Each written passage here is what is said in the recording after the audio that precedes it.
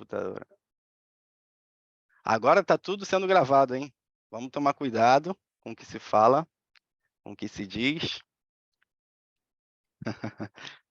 Terra de carnaval por este lado. Muito bem. Bom, tá entrando a galera.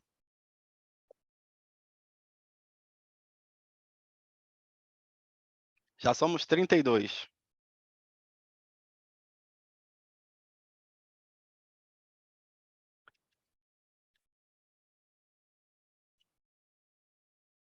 Muito bem. Mais 3 minutinhos e a gente começa, tá bom? Vamos falar bem devagar português. Aqui somos 3 nativos. Eu do Rio de Janeiro, Fati de Pernambuco e o Fábio também do Rio, que está no Rio agora, mas vamos falar bem devagar. Entre Rios. Muito bem. Um salve aí para a galera de Entre Rios, de Corrientes.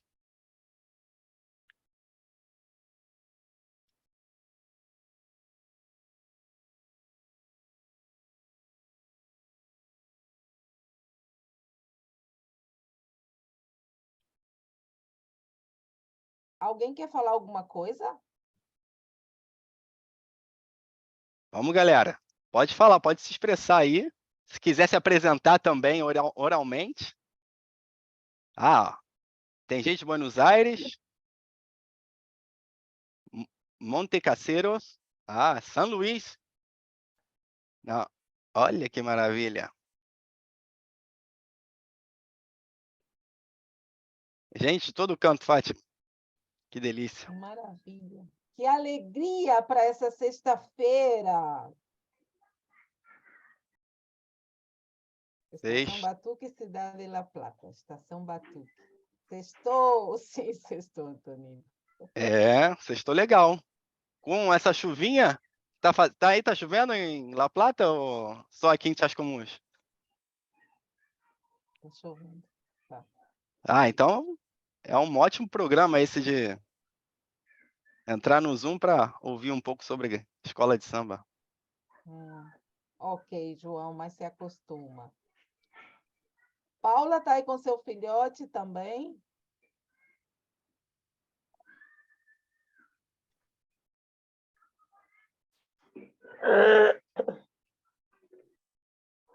Bom, somos 33, já faz um tempinho, a gente pode ir começando, né? Sim, sim. Bom, vamos começar inicialmente comentando um pouco o nosso trabalho na Escola de Línguas, né? Essa é a área de português, que organiza isso com Antônio, que é nosso professor, e Fábio, convidado especial. Obrigada pela presença mais uma vez. E a Escola de Línguas que está em La Plata, a gente, na área de português, esse ano estamos fazendo 30 anos de escola. Então, esse evento já é no contexto dos 30 anos que a escola está completando. Vamos fazer mais coisas também, mas esse é o nosso primeiro evento em português. Então, vamos começar um pouquinho contando o que fazemos na escola, através de um vídeo que é muito curtinho, mas é necessário. 5 minutinhos. Vamos lá? Eu compartilho, né? Então, vamos que vamos. Só um minutinho, já vai começar.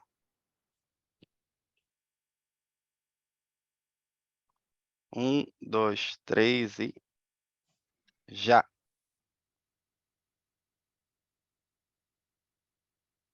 Vamos lá. Con sede en el Centro Geográfico y Administrativo de la ciudad de La Plata, la Escuela de Lengua se constituye como una opción atractiva y se destaca entre las demás ofertas de cursos de idiomas disponibles en la zona. Es un servicio educativo de la Facultad de Humanidades y Ciencias de la Educación de la Universidad Nacional de La Plata.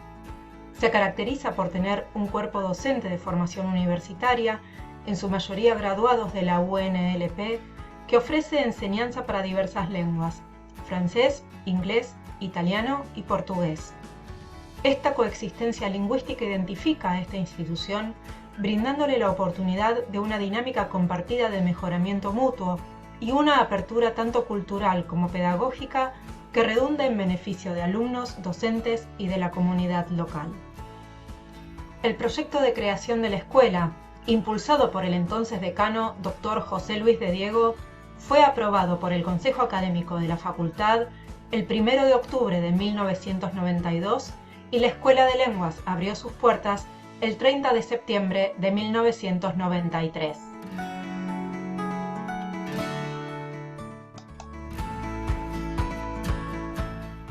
Entre los objetivos previstos para esta institución están los de promover la formación integral en valores desde la enseñanza de la lengua, desarrollar y sistematizar el aprendizaje de las lenguas extranjeras en nuestra universidad y en nuestra comunidad, y el de brindar un servicio indispensable en el mundo actual, garantizando la calidad académica y costos accesibles.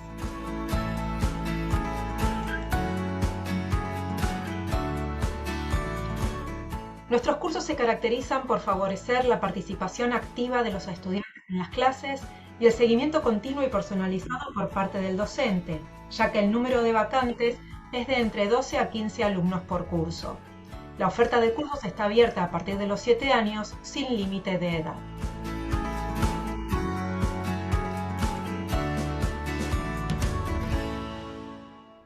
La escuela promueve la formación docente continua mediante una variada y sostenida oferta de cursos, conferencias y talleres vinculados a la didáctica de las lenguas extranjeras y temas afines.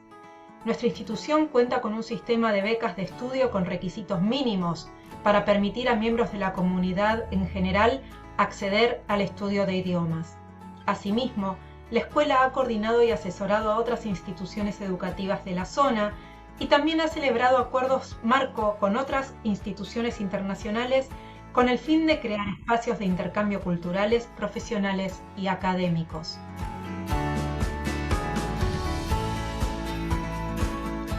Regularmente se ofrecen cursos de capacitación dirigidos a nuestros docentes y a otros profesores de la comunidad. Estos cursos son dictados por personal de nuestra institución, así como por destacados invitados nacionales e internacionales, y cubren diversas temáticas. Además, cada 2 años se lleva a cabo el encuentro de docentes de la Escuela de Lenguas, una jornada académica abierta a la comunidad, de carácter gratuito, en la cual los docentes de la escuela comparten sus experiencias áulicas o trabajos de investigación. La mayoría de los trabajos presentados en esta ocasión son luego publicados en la revista institucional Puertas Abiertas, que recopila las experiencias y trabajos de investigación de nuestro cuerpo docente y de otros colaboradores. La Escuela de Lenguas también se caracteriza por ofrecer instancias de formación para los estudiantes de grado de las carreras de Lenguas Modernas y Bibliotecología de la Facultad de Humanidades y Ciencias de la Educación, a través del sistema de becas de experiencia laboral.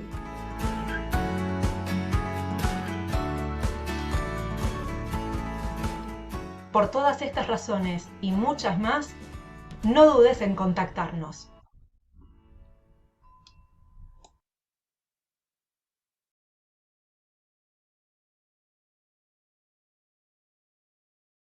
Muito, muito bem, muito legal o vídeo. Tá aí. O evento é um pouco para fazer essa divulgação da escola, vocês conheçam como funciona e que venham estudar com a gente. Quem está interessado em aprender idiomas, é uma boa oportunidade, temos ótimos professores aí, todos, ou quase todos da Universidade de La Plata, formados, e muito bem. Fati, Não, eu não tenho mais nada a acrescentar. Não quero roubar o tempo de vocês, mas dizer mais uma vez que é um prazer e uma alegria recebê-los. Nossas atividades com português vão continuar e tentamos, com muita alegria, dedicação, esforço, trabalho e mais uma vez agradecer a presença de vocês, porque sem vocês não somos nada. Mas agora eu não roubo mais tempo, deixo na mão do Antonino e do nosso querido convidado, como dizia. Mais uma vez, obrigada. muito bem, já somos 43 participantes, gente de todo canto aí, da Argentina, gente do Brasil também, acho que tem até gente do Uruguai, que eu já vi entrando aí. Muito bom, muito legal. Fico muito feliz de dar essa palestra, de fazer esse bate-papo, organizar novamente sobre um tema que eu adoro, que cada vez mais eu gosto e cada vez mais eu conheço, apesar de fazer parte da minha terra, do meu lugar, que é o Rio de Janeiro. Eu sinto que muitas coisas eu não conheço da minha própria cidade, onde eu morei 28 anos. E isso é lindo, você conseguir perceber que a cultura carioca ela é tão rica e tão maravilhosa, né? Tão cheia de significados diferentes, inclusive o nosso samba, a nossa escola de samba, que nas últimas conversas que eu tive com o Fábio, que apresenta a nossa palestra, e com o Luizinho, que está aí, o Luiz Antônio, que é do Brasil, com eles, cada vez mais aprendo sobre o samba.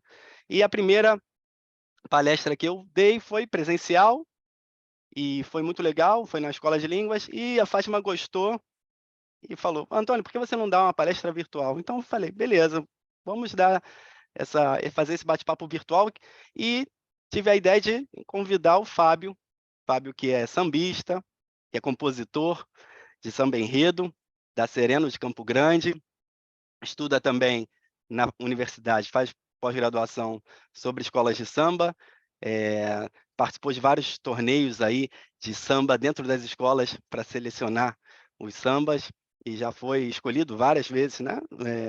2, 3 vezes. Bom, Fábio, gostaria que você começasse já a sua apresentação. Você pode já começar a compartilhar. E é isso. Agradeço a todos que vieram e vamos contar um pouquinho aqui como funciona os desfiles das escolas de samba, como estão organizados a questão do enredo, um pouco da história das escolas de samba, que não são escolas do samba, são escolas de samba, que já vi muitos argentinos falando aí escolas do samba. E, enfim, vamos trazer esse tema aí para o bate-papo.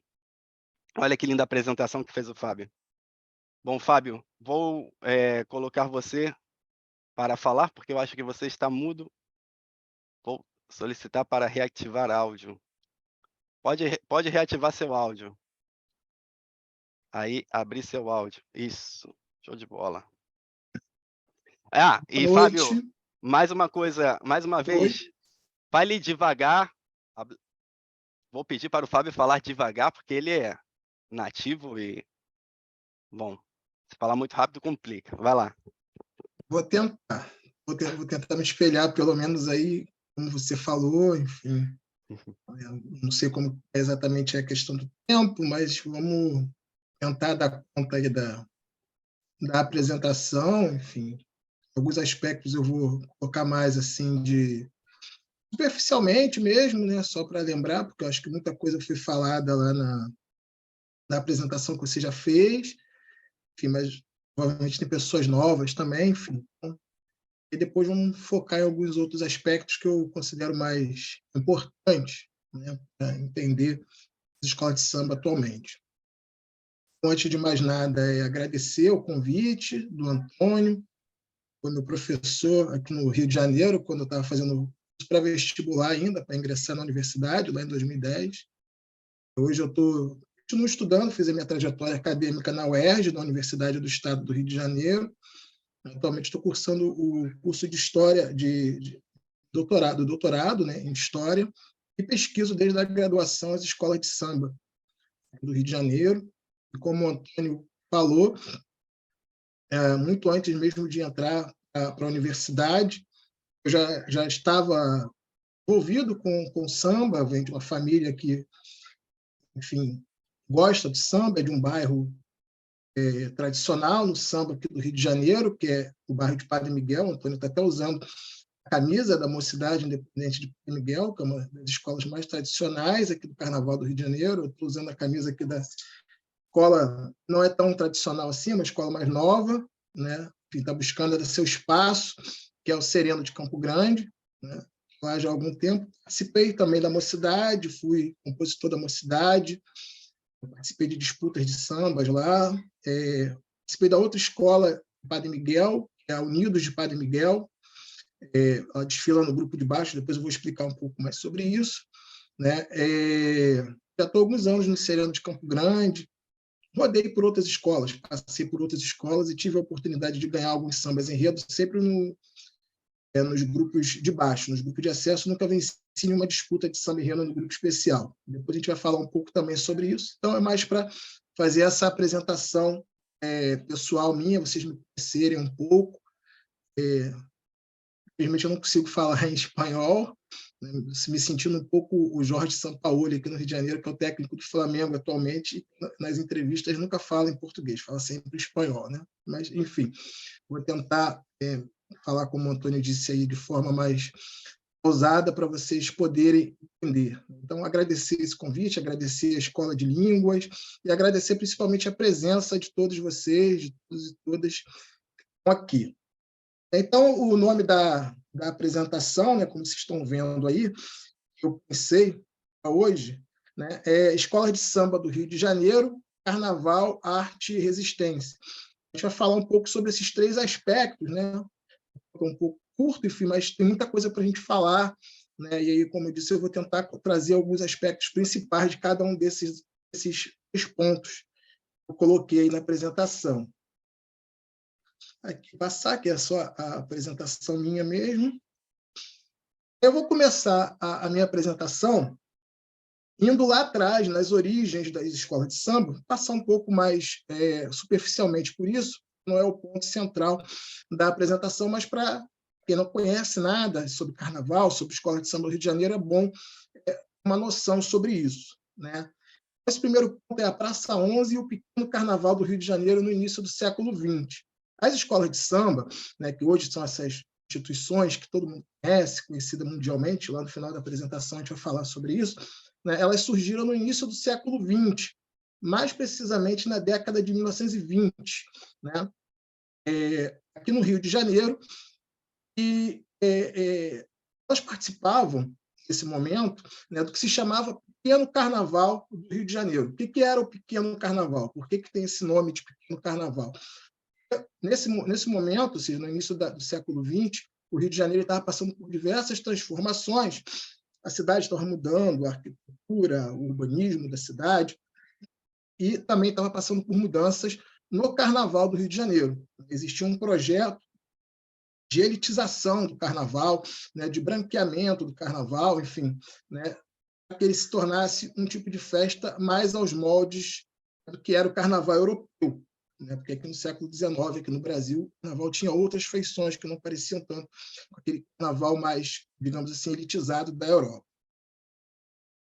E as escolas de samba, né, elas começaram os seus desfiles nesse local aí, que se chama Praça 11, né? Os desfiles se iniciaram na década de 1930. Tá? Esse local ele não existe mais hoje, a Praça 11, essa fotografia aí que é do ano de 1939, alguns anos antes da Praça 11 ser demolida. A gente vai falar um pouco sobre isso mais para frente, mas foi nesse local aí que as escolas de samba iniciaram os seus desfiles no ano de 1932. Elas surgem na década de 20 e iniciam os seus desfiles na década seguinte, na década de 30, mais precisamente no ano de 1932.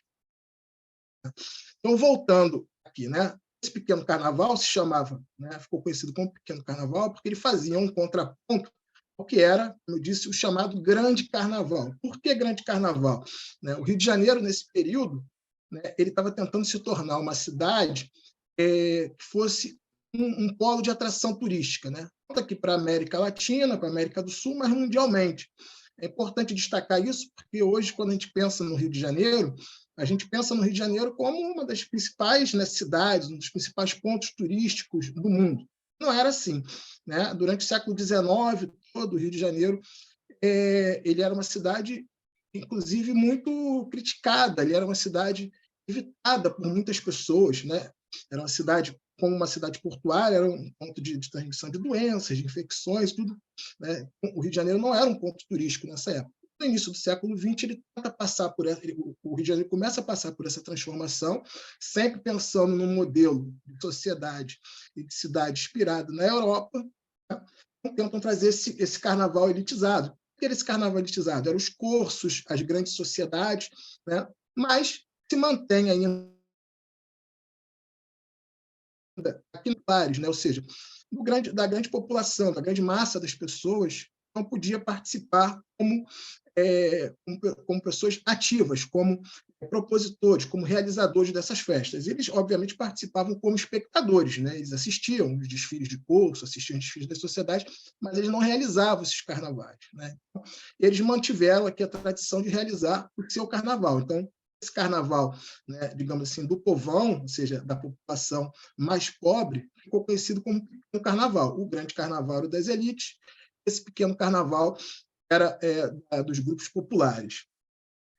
De certa forma, essa Praça 11, que eu mostrei para vocês aí na imagem anterior, e esse pequeno carnaval, ele foi um ponto de resistência, né, contra a elitização do Carnaval do Rio de Janeiro. E a partir dele, na verdade, né, que o Rio vai se constituir hoje com essa grande tradição, né, no Carnaval mundial. Se a gente fala que o Rio de Janeiro é um dos principais carnavais no mundo, o desfile das escolas de samba, um dos maiores espetáculos do mundo, é graças a esse carnaval que surge, né, ali nessa região do Rio de Janeiro. Tá? E, muito bem, Fábio. Aí você, muito maravilhoso, tá? Muito bem explicado. Só queria falar de uma palavrinha que aparece aí nesse slide, nessa apresentação, que é o berço, porque berço não é uma palavra muito transparente, eu acho, em espanhol. Muitas pessoas sempre me perguntam, professor, o que é berço? Berço é la cuna. Cuna é onde nasce, não onde surge, onde é criado de pequeno, desde quando é criança. Tá? Então, o berço das escolas de samba seria essa Praça 11, não, que você está falando? Aí como berço? Muito bem. Eu vou explicar um pouco por que é esse berço, né, das escolas de samba, mas lá também, nesse pequeno carnaval, que as escolas de samba vão surgir. Antes de entrar nessa parte, né, eu disse no slide anterior, lá quando eu estava mostrando a imagem da Praça 11, que esse local não existe mais, né? A Praça 11 ela não existe mais. Ela foi demolida, foi destruída, assim como várias outras construções aqui do Rio de Janeiro, na década de 1940, para a construção de uma grande avenida, que hoje em dia é a principal via do centro do Rio de Janeiro, que é a Avenida Presidente Vargas, né? Isso causou uma grande comoção lá na época, né? Porque, como eu disse, ele era um ponto de resistência onde as escolas e outras agremiações populares, como os ranchos, como os cordões, desfilavam. Além de existir uma série de outras instituições ali populares naquela localidade, né? Aí se criou essa grande comoção, né? E lá em 1941, 42, quando estava prestes a ser destruída a Praça 11, dois grandes compositores aqui do Rio de Janeiro, o Erivelton Martins e o Grande Otelo, escreveram esse samba, né, que fala sobre o fim da Praça 11. Né? E ele é interessante, eu gosto sempre de trazer esse samba, quando eu vou falar de escolas de samba, isso aqui não é um samba enredo, ou seja, não é um samba do desfile das escolas, não, é um samba comum, um samba, né, que não foi feito para desfile de escola de samba. Né? Porque ele traz uma ideia que liga de forma direta e praticamente inseparável a Praça 11 e as escolas de samba. Né? Se vocês repararem aqui na letra, né, ele diz que quando a Praça 11 desaparecesse, com ela desapareceriam também os desfiles das escolas de samba. Mas, ao mesmo tempo que ele traz esse aspecto trágico, né, ou seja, que seria o fim das escolas de samba se a Praça 11 desaparecesse, ele faz tipo como se fosse uma previsão do futuro, dizendo que, no futuro, existiria uma outra praça onde as escolas de samba voltariam a desfilar e lá elas exaltariam também a antiga Praça 11. E ele acaba tendo um aspecto um tanto quanto profético, né? Não sei se vocês entendem essa palavra, mas, enfim, da profecia. Né? Ele coloca uma ideia que vai acontecer no futuro. Né? E, de fato, isso vai acontecer.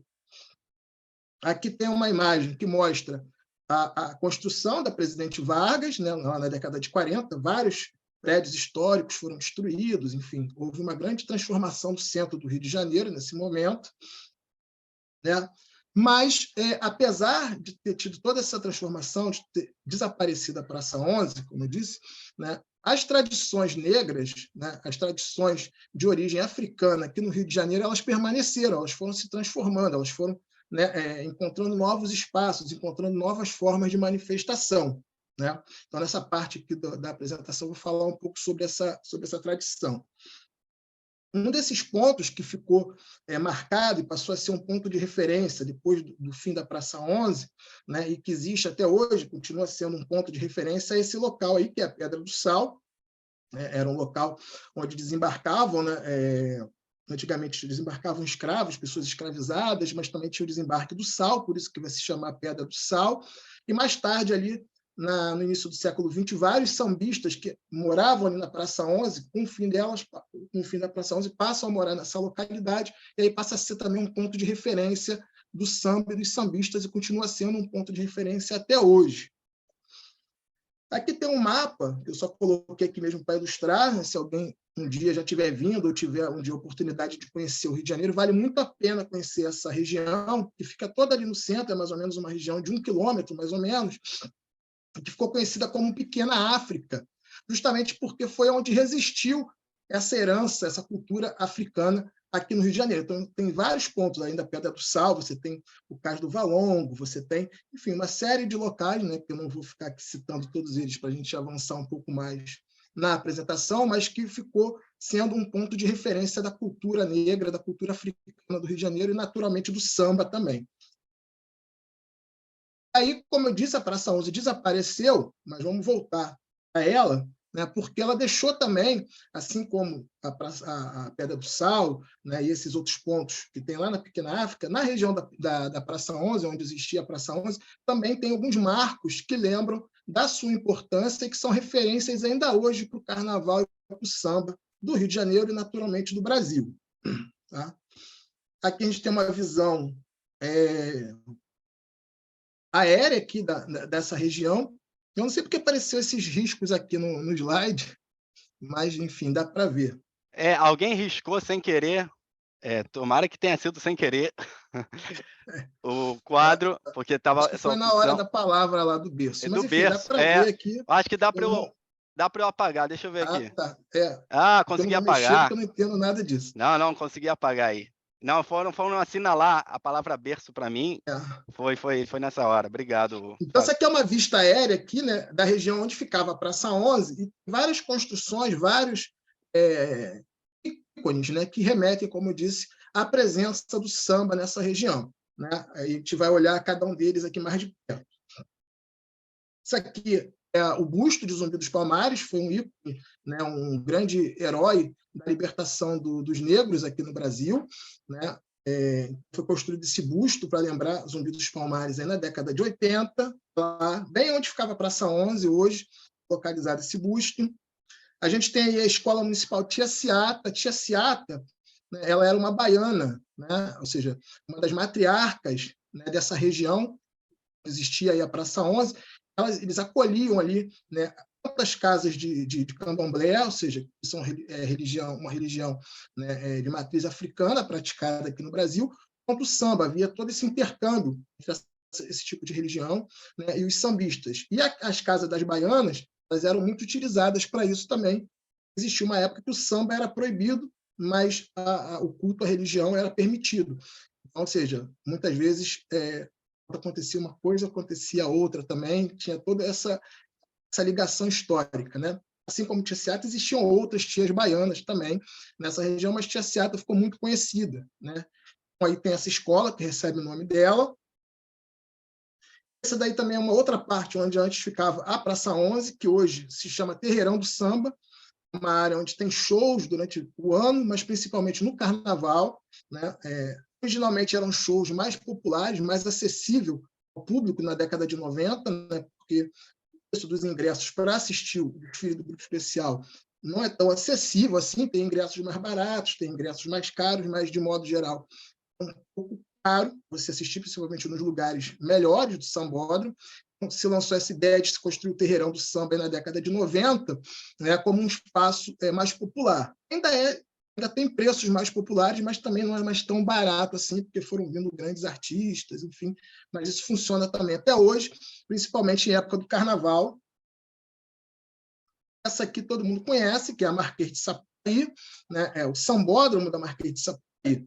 Quando as escolas de samba deixam de desfilar na Praça 11, né, ali no início da década de 40, ela é destruída, elas vão passar por vários outros locais de desfile.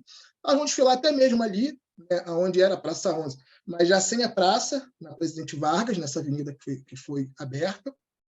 Elas vão desfilar numa outra via, né, importante do Rio de Janeiro, a Avenida Rio Branco. Elas vão desfilar na Avenida Presidente Antônio Carlos, em vários locais do Rio de Janeiro, né? Sempre como pontos móveis, né? Todo ano monta e desmonta as arquibancadas, até que na década de 80 vai ser construído esse local e definitivo, que é a Marquês de Sapucaí, que todo mundo conhece, e que fica bem ali do ladinho mesmo de onde era a Praça 11.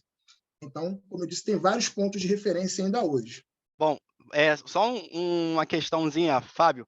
Na época que foi construída a Marquês de Sapucaí, aí na década de 80 que você falou, houve reclamação por parte dos sambistas, das escolas, de criar um lugar que não fosse a rua, assim, para desfilar, que é como que se criasse um lugar artificial um pouco. Apesar de estar ali perto da Praça 11, apesar de ser um lugar importante para o samba, é um pouco como se criasse aqui na Argentina um protestódromo, imagina só, né? Os argentinos que gostam de protestar na rua, que a rua é lugar de protesto, se criasse em Buenos Aires uma avenida para as pessoas passarem protestando e desfilando, né? Seria mais ou menos o análogo. Houve alguma resistência, houve alguma reclamação das escolas de samba nesse sentido? Na verdade, não. Na verdade, o que havia por parte das escolas de samba era um desejo já há muito tempo de ter um local específico para desfilar, porque depois que elas perderam a Praça 11, elas ficavam rodando, né? Cada ano num lugar diferente, né? E, então, já existia esse projeto de ter um lugar fixo. Então, as escolas de samba, a partir da década de 70, começam a encampar muito essa ideia, né, de ter um local fixo para desfilar. Então, na verdade, era uma reivindicação das escolas de samba, né, que existisse esse local. Assim, embora seja um espaço bem maior do que era antes, né, de concreto, as escolas sempre desfilaram, assim, pelo menos desde a década de 40, né, com arquibancadas montadas e tudo. Então, é uma estrutura que já aparecia com isso daí, embora fosse móvel, né? Montava e desmontava todo ano e era menores proporções do que o sambódromo, mas sempre desfilaram assim. O que houve nessa época foi algumas reclamações, né, por parte de questões de infraestrutura, né, ou seja, que o entorno ali não oferecia a estrutura adequada. Isso existe até hoje para os desfiles. Por exemplo, quem entra pelo lado esquerdo da pista, né, aqui da Marquês de Sapucaí, tem que passar por baixo de um viaduto, né, que é o viaduto dos marinheiros ali. Isso atrapalha a montagem dos carros, isso existiu. E o que existe até hoje também é uma reclamação quanto ao processo de elitização do espaço. Quando a Marquês de Sapucaí foi planejada, né, pelo Oscar Niemeyer, que foi um arquiteto brasileiro importante, né, a ideia, por exemplo, é que toda essa área que vocês estão vendo aqui na lateral, que hoje em dia tem frisas, cadeiras de pista, né, umas aqui que são uns espaços entre um setor de arquibancada e outro, isso aí fosse como que no Brasil antigamente existia a geral do estádio, onde o público poderia entrar, ficaria bem próximo das escolas e seria grátis ou com um preço muito baixo, né? Isso daí nunca foi colocado em prática, né? Esses locais começaram a ser vendidos como frisas, como cadeiras, e hoje em dia é um dos lugares mais elitizados e caros que você tem nessa Sapucaí. Então, assim, o que houve ainda hoje é uma reclamação quanto a esse processo de elitização do espaço, né, que não seguiu o modelo original pensado pelo Niemeyer, né? Mas as escolas de samba, na verdade, elas reivindicaram e lutaram muito para que existisse a Sapucaí, e elas resistem ainda hoje a alguns planos, alguns projetos de retirar o desfile daí, né? Há uns 2 anos atrás, um diretor, né, da Beija-Flor, que é um rapaz novo aí, Gabriel Davi, que é diretor de cultural, enfim, de eventos da Aliesa. A Aliesa é a liga que organiza os desfiles do grupo principal, né, do grupo, que é chamado Grupo Especial. Depois a gente vai falar um pouco sobre isso. Ele estava com uma ideia, essa ideia já existiu lá na década de 90, de tirar o sambódromo daí e levá-lo para a Barra da Tijuca. Barra da Tijuca é uma região nobre aqui do Rio de Janeiro, né? Aí se alega sempre que teria mais infraestrutura e mais espaço, realmente resolveria esses problemas.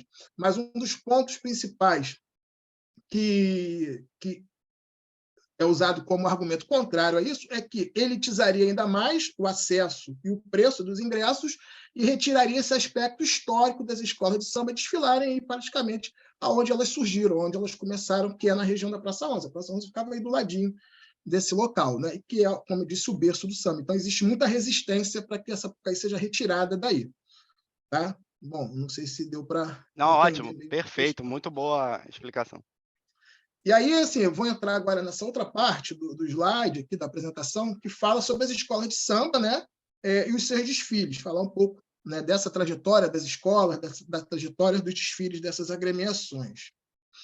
Né? Então, é bom até a gente estar partindo dessa discussão aí, né, do local, para a gente voltar nesse ponto, que eu coloco aqui como conexões. Praça 11, que a gente já conheceu, já sabe que é a importância dela, e vamos falar aqui rapidamente de outras 3 regiões que são muito importantes para o desenvolvimento das escolas de samba. Eu disse que assim, a Praça 11 é o berço das escolas de samba. O berço porque ali tinha todo esse espaço, né, cultural importante da presença negra, da presença africana ali, né? Mas as principais escolas de samba não surgiram todas ali. As primeiras escolas de samba não surgiram todas ali na Praça 11. Ali era o local onde eles iam se encontrar, onde os sambistas iam se encontrar, né?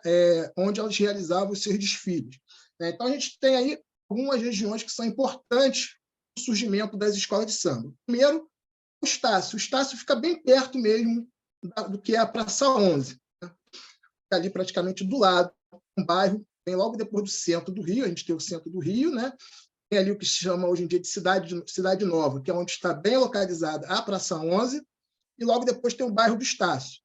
Supostamente, né, e é reconhecido por todas as escolas, foi justamente o pessoal do Estácio que criou a primeira escola de samba, que se chamava Deixa Falar. Né?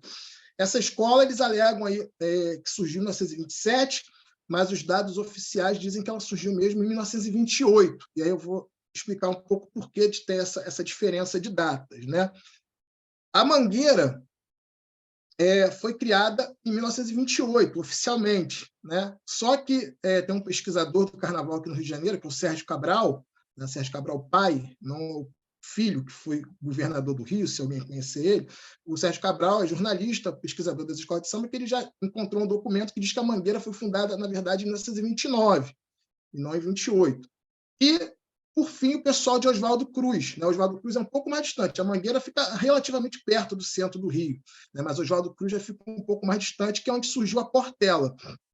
A Portela, na verdade, não existe uma data oficial assim de fundação da Portela. Né? Uns dizem que foi em 1926, outros em 1927, mas a Portela comemorou esse ano, o ano de 1923, como sendo fundação. Então, vocês podem perceber que existe toda uma certa disputa por esse pioneirismo, né? De qual teria sido a primeira escola de samba. Mas por que existe isso?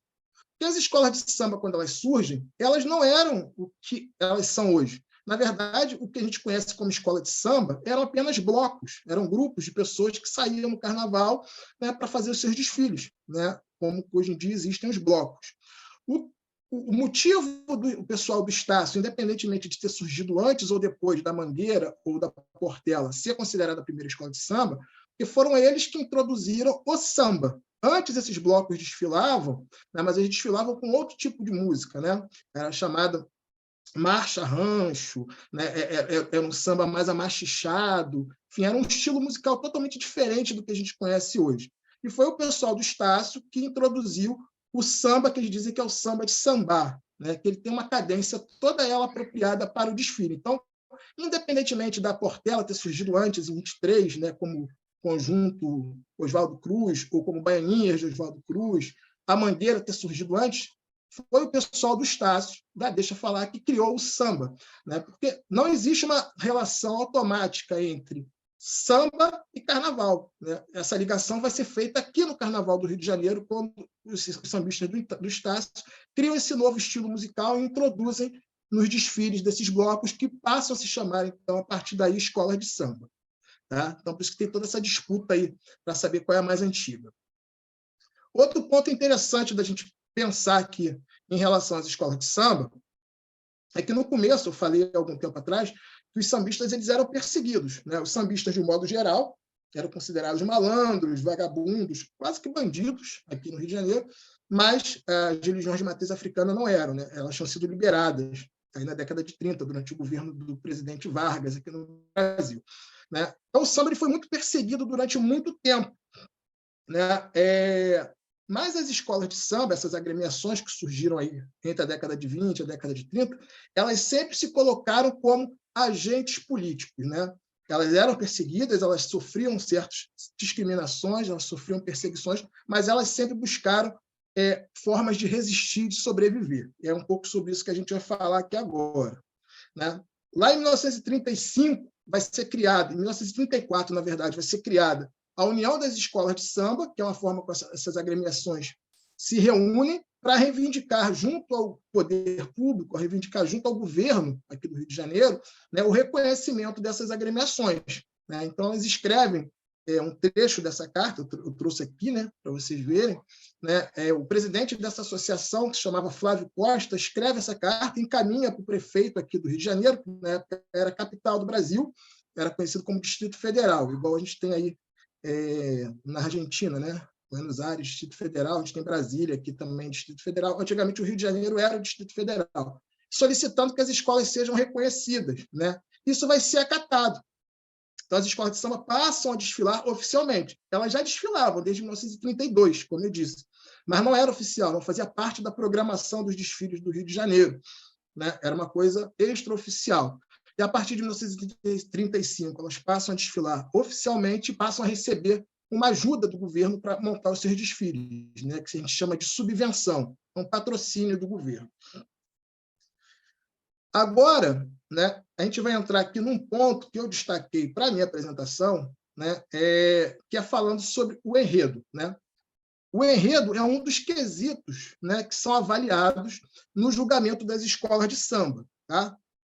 Esse enredo, né, o Antônio já me falou que é uma palavra que vocês não conhecem bem o que é, que não tem muita tradução sobre isso, mas depois eu vou tentar explicar aqui de uma forma que eu acho que vocês vão entender mais ou menos. Né? Esse quesito, o enredo, ele foi trazido dos ranchos. Os ranchos eram agremiações carnavalescas populares também que desfilavam antes das escolas de samba. Inclusive, eles eram muito mais populares do que as escolas de samba nessa época. Tá? O enredo já existia no desfile dessas agremiações, e quando é feito o regulamento do Carnaval de 1933, que é o segundo desfile oficial das escolas de samba, esse carnaval foi patrocinado pelo jornal O Globo. Né? Esses primeiros carnavais eles eram patrocinados por jornais. Tá? O de 33 foi patrocinado pelo jornal O Globo, e se cria um regulamento, não existia, né? Que é o jornal que organizava, ele criava o próprio regulamento dele, não era uma coisa oficial ainda. E eles colocam esse quesito enredo como um dos itens de julgamento, assim como existem outros, né? Bateria, comissão de frente, mestre de sala e porta-bandeira, existem vários quesitos que as escolas são avaliadas por eles, né? Para saber lá depois quem é o campeão do carnaval. Lá para frente a gente vai falar um pouco mais sobre isso. Mas esse quesito está no desfile desde 1933 como obrigatório, nunca deixou de ser obrigatório. Embora ele fosse obrigatório, né, ele não tinha muita importância nessa época, na década de 30. Por quê? Porque, nesse momento, o que fazia o grande diferencial das escolas de samba era justamente o samba. Como eu disse, essa novidade que eles tinham trazido, esse tipo de música, esse tipo de batuque, né, de ritmo que eles traziam, era isso que chamava a atenção para as escolas de samba. O enredo era uma coisa que não tinha muita importância. Ele só vai começar a ganhar importância a partir da década seguinte, na década de 1940. Né? E ele vai ser utilizado como um instrumento pelas escolas de samba. Isso daí dá um bom debate que a gente vai falar sobre ele também. Ele passa a ser usado, o enredo, como um instrumento de legitimação e de valorização pelas escolas de samba. Vou explicar aqui um pouco dessa diferença, né, entre o que seria o enredo e o tema. Né? Então, eu coloquei aqui um exemplo que acho que talvez vocês consigam entender melhor. Quando a gente está falando sobre tema, né, seria o assunto geral que vai ser contado durante um desfile da escola de samba. Ou seja, qual assunto está sendo falado?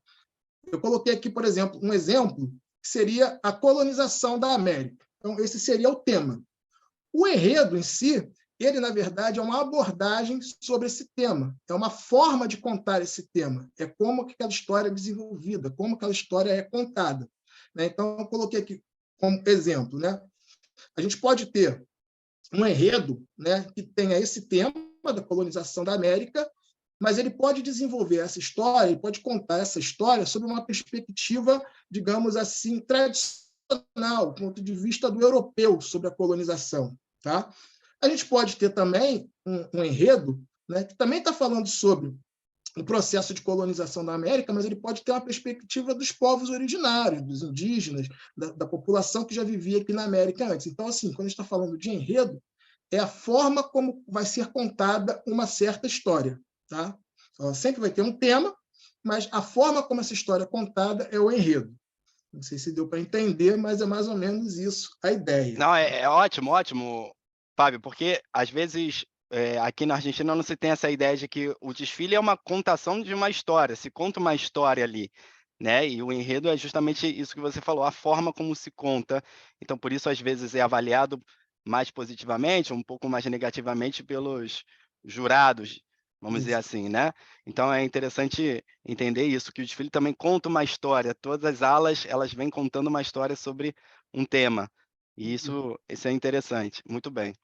Eu vou entrar justamente nessa parte agora, Antônio, porque, assim, a partir da década de 40, o enredo ele começa a ganhar essa importância que eu falei. Né? E hoje, né, já há um bom tempo, mas hoje, principalmente, ele é o elemento básico para o desenvolvimento de um carnaval. A tua escola aí, que você está usando a camisa, a Mocidade Independente Padre Miguel, está passando por um problema esse ano, né, que está tendo questões judiciais na escola. A escola está impossibilitada de fazer a eleição, que era para ter acontecido mês passado, e por isso também foi impossibilitada de lançar o seu enredo. Se ela não lança o enredo, todo o carnaval dela está paralisado. O compositor não vai poder fazer o samba, não vai poder criar fantasia, não vai poder criar nada. Então, assim, o enredo, ele é a partir dessa história que é criada, né, que vai ser desenvolvido todo o carnaval. Então, é um elemento muito importante. Por isso que eu, tanto na minha pesquisa quanto aqui na apresentação, trouxe um pouco dessa questão da importância do enredo. É a partir dessa história que a escola vai desenvolver todas as suas linguagens, todas as linguagens que estão presentes em um desfile de escola de samba. Primeiro seria a linguagem literária, né? Porque todo enredo ele parte de um texto escrito. Então, essa história ela vai ser colocada no papel, né? Que a gente chama de sinopse, que vai ser aonde o público, onde todo mundo vai tomar conhecimento de qual história a escola vai contar na avenida naquele ano. Então, essa é a dimensão literária. A partir desse texto, a gente tem a dimensão oral e musical, porque, embora exista esse texto escrito, né, o desfile ele não é feito através, né, da leitura. Ele é um grande espetáculo a céu aberto e ele é contado oralmente. Ele é contado oralmente através do quê? Através do samba enredo. Né? A partir dessa história que estava escrita, os compositores, no caso eu, que faço samba, né, eu pego essa sinopse, eu pego esse texto e eu vou criar, a partir dela, uma outra história, ou seja, resumida, né? Um texto, que é uma letra, né? E colocar uma música em cima dela. Então surge o samba enredo. Por isso que tem esse nome. Existem outros tipos de samba, mas o samba que é cantado no desfile das escolas de samba se chama samba enredo. Ele só existe a partir do enredo. Né? Por isso que eu digo que é uma dimensão oral musical. Que é assim que o público toma conhecimento do desfile. A gente vai ver aqui alguns sambas, esses sambas eles contam a história da avenida, que está sendo mostrada, que vai ser mostrada na avenida. Outros aspectos que são desenvolvidos aí também a partir do enredo é a parte plástica, que é a parte, né, de alegorias, dos carros alegóricos, das fantasias. Essas também contam o enredo, só que elas contam visualmente. Quando você vê o carro alegórico, quando você vê a fantasia, quando você vê, né, toda essa parte plástica, você também entende o enredo, a história que está sendo contada. E também tem a parte dramática, né? Ou seja, que existe também uma certa interpretação. Quando a gente vê a comissão de frente se apresentar, aquilo ali também conta um pouco da história. Você pode ter uma ala que seja teatralizada também. Então, existem também expressões dramáticas no desfile das escolas de samba. O Joãozinho 30, que foi um dos maiores carnavalescos que existiram no Rio de Janeiro, que a gente vai falar um pouco dele mais para frente, ele dizia que o desfile das escolas de samba é um espetáculo completo, é como se fosse uma grande ópera, que tem todos esses elementos. Aqui eu vou passar rapidamente falando sobre... Vocês estão conseguindo ver, me ouvir normal aí? Sim, Fábio, dá para ver e ouvir normal. Sim, sim. É porque deu uma Perfeito. travada aqui. Como eu disse, meu notebook às vezes dá umas travadas aí. Eu vou passar rapidamente aqui pelos principais tipos de enredo que foram desenvolvidos em cada época aqui no Rio de Janeiro. Lá na década de 30, os principais enredos, eles falavam sobre o próprio carnaval, falavam sobre a cidade do Rio de Janeiro, sobre o samba. Né? Por que isso existia na década de 30? Porque, como eu já disse lá no começo, existia um projeto aqui no Rio de Janeiro para que a cidade se transformasse num grande ponto turístico, num grande polo de atração turística. E o sambista não é bobo, né? O sambista é malandro, então ele vai fazer aquele jogo, né, que também agrada ao poder público, que agrada aos governantes. Então ele falava sobre o carnaval, falava sobre o Rio de Janeiro, e já servia, era uma forma de propaganda. Ele se autopromovia e, ao mesmo tempo, também ganhava ali, né, um certo reconhecimento, um certo apoio. Por isso que eu disse que o enredo ele começa a se desenvolver como uma estratégia para as escolas de samba. Tá? Sempre, você usou a palavra malandro, que aqui na Argentina tem uma conotação negativa. Aqui também já teve, já né? teve no Rio, né? Mas aí, quando você citou, tem uma conotação mais positiva, vamos dizer assim. É um cara astuto, é um cara que sabe negociar, um cara que sabe improvisar, dar o jeito dele em situações de dificuldade, que pode ser comparado às vezes com coisas ilegais, ao mesmo tempo com estratégias de sobrevivência, né? Então, o malandro, no sentido que você usou aí, foi nesse sentido aí de resistir. No sentido positivo. Positivo isso. Que não do malandro. O malandro é herói aí para o carioca, ele é um herói. Inclusive, é uma fantasia de carnaval que eu adoro usar. Verdade. Aí, na década de 40 e de 50, esses enredos mudam. Né? Eles vão começar a falar sobre o quê? Sobre a história do Brasil, sobre os grandes personagens da história do Brasil.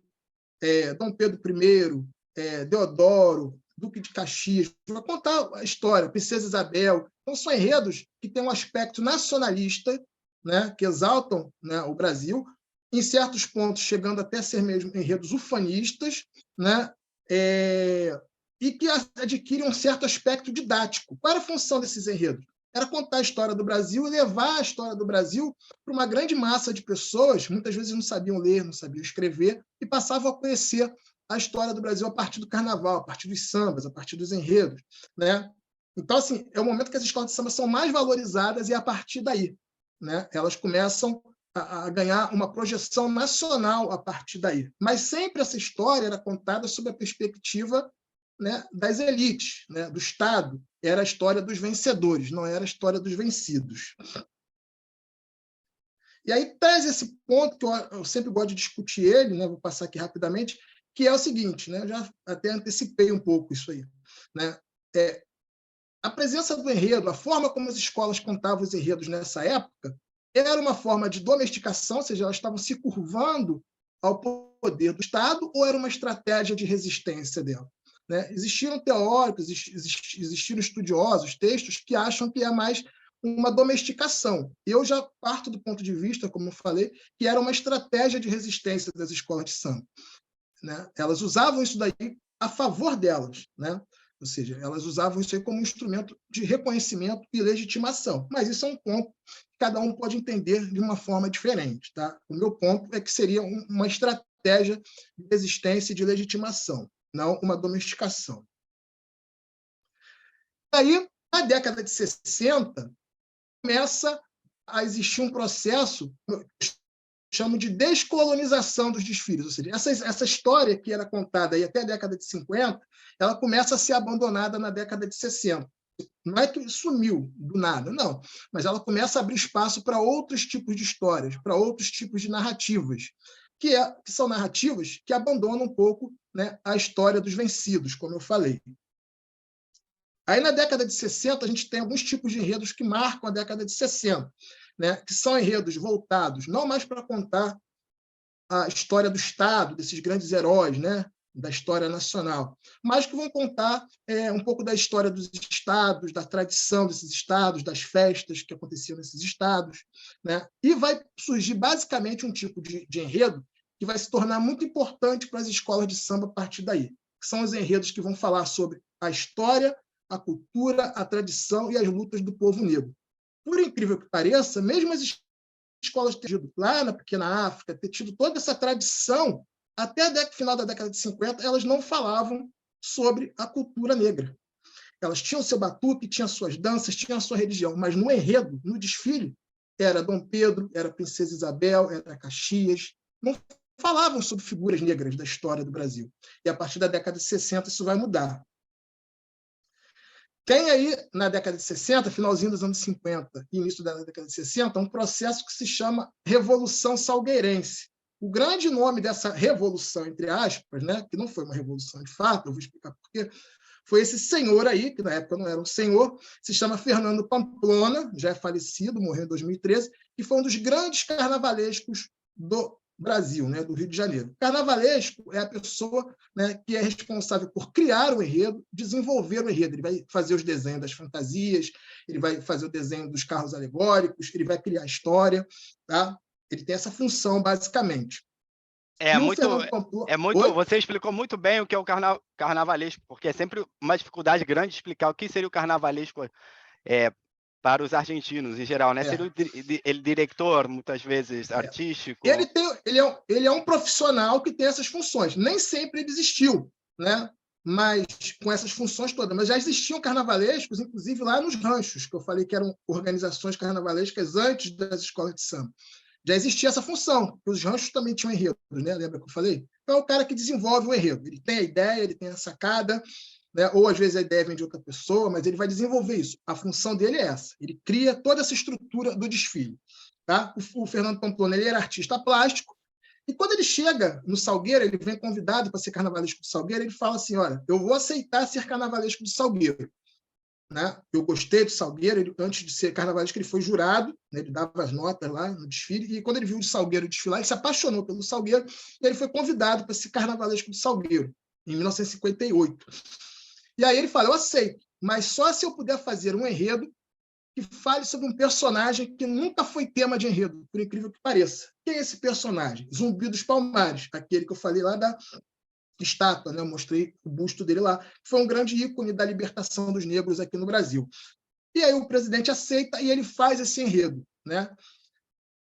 Zumbi dos Palmares, que é Quilombo dos Palmares, 1960, o Salgueiro vai ser campeão nesse ano, e ele começa a desenvolver outros enredos também, falando sobre personagens negras, né? Chica da Silva, que é uma personagem negra da história do Brasil, que também nessa época, Chico Rei, a mesma coisa, né? Então, ele começa a trazer esses enredos. Eu falei que é uma revolução, entre aspas, porque, assim, ele não foi o Salgueiro que foi a escola que primeiro fez um enredo sobre negros. Já existiu ali na década de 50, um ou outro. Mas foi quando ganhou projeção, porque a escola é uma escola que estava com força naquela época, era uma escola forte, que brigava pelos títulos e que fez muitos enredos com essa temática. Até hoje, o Salgueiro tem tradição de fazer enredos com temática negra, né? Então, por isso que se chama Revolução Salgueirense. Tá? Ficou como um marco, como um ícone dessa mudança. Aqui tem uma foto que é histórica, que é o desfile do Salgueiro de 1963, que é o Chica da Silva, já acontecendo lá na Presidente Vargas. Lembra que eu falei que teve vários locais? Então, esse desfile foi lá na Presidente Vargas, é uma foto histórica. E aí, vamos seguir. Na década de 70, a gente também tem outras transformações no Carnaval do Rio de Janeiro. Na década de 70, a gente vai ter uma predominância de enredos que falavam sobre lendas, sobre sonhos, sobre histórias fabulosas, muitas vezes histórias irreais. Até então, os enredos eles falavam sobre histórias supostamente reais, embora existam discussões sobre uma ou outra. Por exemplo, Chico Rei, existem historiadores. Vocês estão me ouvindo então, né? Deu outra travada aqui. Tem historiadores que dizem que o Chico Rei não existiu, que era um personagem, mas, majoritariamente, as escolas de samba trazem histórias reais. Nessa época, elas começam a trazer histórias fabulosas, fantásticas, que não tinham nenhuma pretensão de contar histórias reais. Tá? Isso tem um marco muito importante na década de 70. E um carnavalesco que se destaca nessa época, justamente com esse tipo de enredo, é o Joãozinho 30, que eu já falei dele.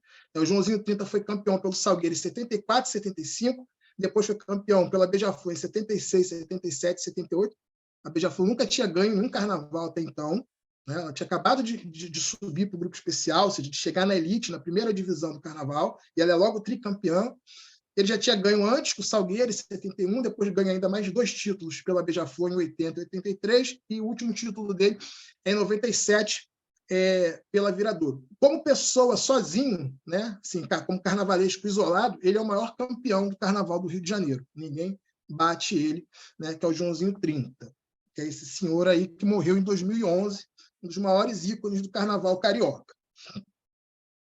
E aí, por fim, a gente vai chegar na década de 80, que foi a época que eu estudei na minha dissertação, né, que é um período que eu tenho um carinho muito especial por ele, que é um momento em que as escolas de samba também passam por uma grande transformação. Se lá na década de 60 a gente teve essa transformação de trazer os enredos que falam sobre as personagens negras, as figuras negras da história do Brasil, a década de 80 vai trazer, né, uns enredos que são chamados enredos críticos, ou seja, é um período que as escolas vão começar a contar histórias que criticam o Estado, que criticam os políticos, que criticam personagens da história do Brasil, né, que trazem personagens da história do Brasil de aspecto bem popular, ou seja, a história dos vencidos. Antes era a história dos vencedores. A partir daí, definitivamente, vai ser a história dos vencidos, né? As revoluções que fracassaram, as pessoas que foram traídas, executadas, né? Então, assim, tem toda essa dimensão de uma transformação no tipo de história que as escolas contam a partir daí, tá? E eu gosto de falar um pouco sobre isso, né? Porque a década de 80 é também um marco, né? Não tem ainda um termo que fale sobre essa revolução, tem lá o Revolução Salgueirense. Eu estou pensando num termo que eu vou usar para falar sobre a década de 80, mas eu não vou revelar ainda aqui, não. A gente tem aqui na década de 80 uma transformação importante, né? Porque vai se tratar do momento em que os desfiles, né, eles vão se aproximar de uma forma definitiva e mais forte com alguma das principais características do carnaval, como a sátira política e a subversão da ordem pelo riso. Existem essas duas características no carnaval que estavam presentes nos blocos lá atrás, né, que estava no carnaval europeu, até hoje, em várias partes do mundo, o carnaval tem muito essa característica de ser um momento de subversão da ordem, de inversão da ordem, de você criticar a sociedade. E as escolas de samba, por incrível que pareça, assim como elas não falavam dos negros até 1960, até a década de 80 elas não faziam muitas críticas políticas. Quando acontecia, era uma crítica muito sutil, muito velada. Óbvio que o Brasil passou por uma ditadura militar durante muito tempo, né, onde existia censura. Mas mesmo antes disso, elas não traziam muito esse aspecto. Não tinha essa força crítica, né, nos enredos. As escolas, como eu disse, sempre foram espaços de resistência, mas no enredo não tinha isso presente. E a partir da década de 80, isso vai entrar com muita força entre as escolas de samba do Rio de Janeiro. Eu vou passar aqui rapidamente por alguns sambas, né, por alguns enredos que na década de 80 trazem essa perspectiva.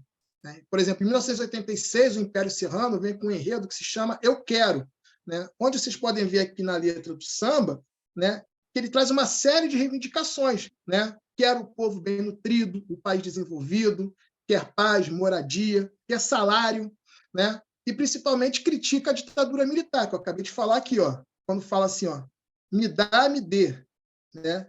Me dá o que é meu. Foram 20 anos que alguém comeu. 20 anos faz uma referência clara à ditadura militar no Brasil, que durou de 64 a 85. Então, vocês veem aqui, traz uma série de questões críticas, né? Mas de um ponto de vista descontraído, né? Que é a coisa que eu falei da subversão pelo riso. Esse aqui é outro que traz também essa dimensão crítica e também descontraída, né? Para os desfiles, né? Foi o enredo da Imperatriz Leopoldinense de 88. Conta outra que essa foi boa, que é uma forma que a gente fala aqui no Brasil sobre piadas, né? Eu não sei como chama piada aí em espanhol, mas não lembro mais. Piada é chiste, broma. Isso. Eles usam essas duas. Eles trazem o enredo como se fosse uma grande broma. Então, eles vão falar, né, sobre aspectos importantes da história do Brasil, inclusive da atualidade daquele momento. 88 é o ano aqui no Brasil que foi criada a Constituição do Brasil, que é a Constituição que é válida ainda hoje. Olha o samba que a Imperatriz leva. Eu voto para não esquecer. A vida tem que melhorar. O povo na Constituinte, que foi a Assembleia que criou a Constituição, vai ter mesa farta, sorrir e até cantar. Traz a reivindicação, que era aquilo que o povo esperava naquele momento. E aí depois traz o deboche. Quá, você caiu. É brincadeira, é 1º de abril. 1º de abril no Brasil é o dia da mentira. Não sei se aí na Argentina também é, né? Mas é o dia da mentira. Então, eles trazem isso daí como uma grande piada. Então, vocês percebem aí como que esses enredos vão se desenvolvendo nesse período. Aqui a gente tem outro enredo importante, que é da Mangueira, de 1988, né, que critica o processo de abolição aqui no Brasil. Em 1988, fazia 100 anos que havia acabado a escravidão no Brasil. Em vez de exaltar a princesa Isabel, em vez de falar sobre essa libertação dos escravos, as escolas de samba vieram criticando, dizendo que os escravos haviam sido libertos naquele período, mas não tiveram acesso à moradia, a trabalho, à educação. Existia ainda um abismo social, uma diferença social ainda reinante aqui no Brasil. E esse enredo da Mangueira ilustra bem isso. E para fechar aqui a década de 80, né, um enredo também do Joãozinho 30, essa imagem é bastante conhecida, né, que é do enredo Ratos e Urubus Larguem a Minha Fantasia. Aqui era para ter uma imagem, né, do Cristo Redentor, que está coberta com um saco preto, que foi proibido pela justiça. E esse enredo também fazia uma crítica social, né? Criticava o preço dos ingressos, que o povo estava fora da Sapucaí, né? Criticava os abismos sociais, as diferenças sociais que existiam aqui no Brasil, né? E foi um enredo marcante também nessa perspectiva da crítica social. E ainda hoje, né, essas características permanecem presentes entre as escolas de samba do Rio de Janeiro, né? Isso ganhou bastante força, principalmente dos últimos anos para cá, de 2018 para cá. Vou mostrar alguns exemplos atuais desse tipo de enredo crítico. A gente tem aqui, em 2018, a Mangueira reproduzindo essa mesma ideia que a gente viu aqui do Cristo, só para falar lá, o Cristo está coberto com saco preto porque foi proibido pela Igreja Católica aqui dele desfilar. Então, a escola teve que, em cima da hora, cobrir ele com aquele saco preto e ficou sendo uma das imagens mais marcantes do Carnaval do Rio de Janeiro. Não foi necessariamente pelo enredo em si, mas foi por ter trazido a imagem do Cristo Redentor no desfile. E aí essa imagem voltou, reproduzida várias vezes. A Mangueira, por exemplo, em 2018, traz essa imagem aqui, escrito: olhai por nós, o prefeito não sabe o que faz. Por quê? Nessa época, o prefeito do Rio de Janeiro, Marcelo Crivella, que é ligado à Igreja Universal, né, uma religião neopentecostal aqui do Brasil, né, ele simplesmente foi cortando as verbas das escolas de samba, né, aquela subvenção que eu falei que as escolas recebiam desde 1935, ele foi diminuindo essa verba até zerar praticamente essa verba no Carnaval de 2020, o que colocava em risco o desfile das escolas de samba. Então, naturalmente, ele foi criticado por isso.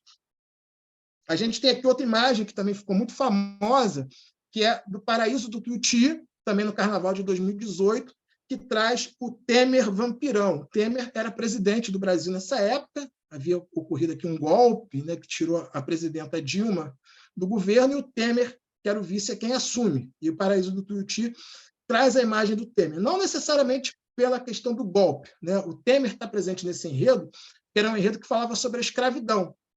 Fazia aí 130 anos da abolição aqui no Brasil, em 2018, e aí o enredo falava sobre a escravidão no passado e a escravidão moderna, né? E quando falava da escravidão moderna, ele falava sobre a reforma trabalhista que teve aqui no Brasil nessa época, que tirou direitos, que tirou vários benefícios que a classe trabalhadora tinha aqui no Brasil, por isso que o Temer aparece nesse enredo.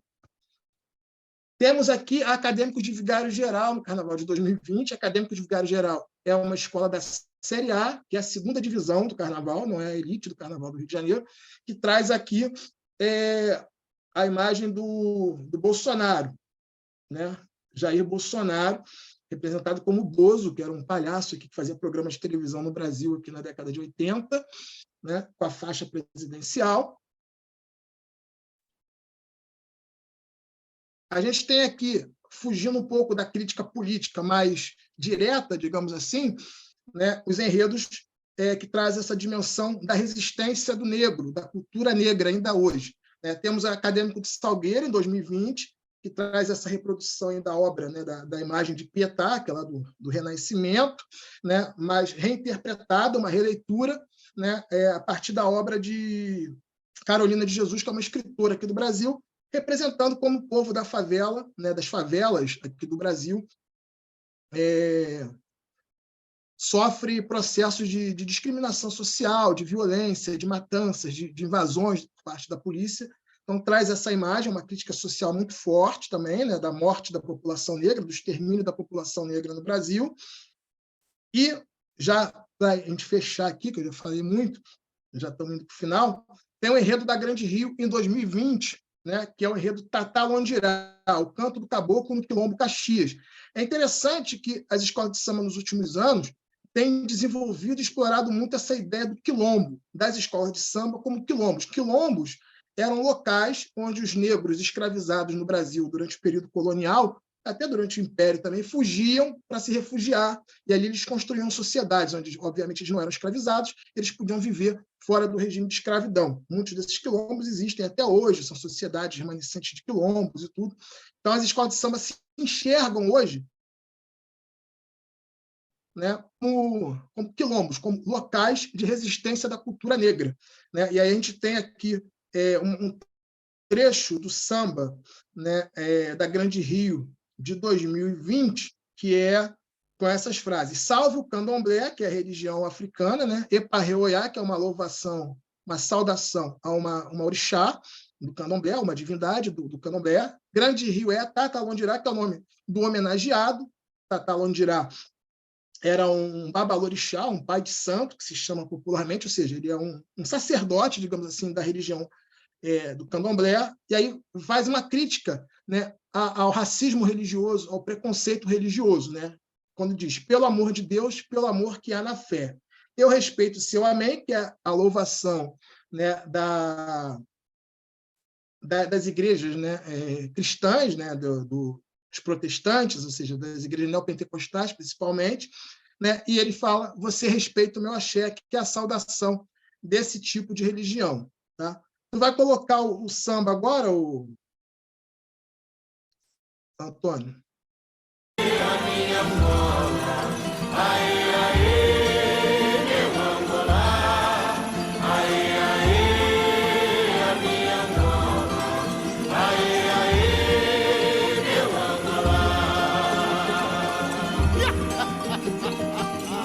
Que beleza, que beleza, que beleza, Grande Rio! É pedra preta, quem risca ponto nesta casa de caboclo. Chama frecheiro, lírio e arranca tudo. Seu Serra Negra na Jurema, Jurema. Pedra preta, o assentamento fica ao pé do dentezeiro. Na capa de Exu, o caminho inteiro. Em cada encruzilhada, um malgrado. Era homem, era bicho flor. Bicho homem, pena de papão. A visão que parecia dor. A visão do Salvador João. Do Camundo, Exu, Piabá. Lá na nossa cabeleira. Na gomeia da Valquífala. Na curiba feiticeira. O que? Oxum é caçador, fogueiro, onde? Na paz de sangue ele é mutanambu. O arraqueiro, o guardião do magueré. O que?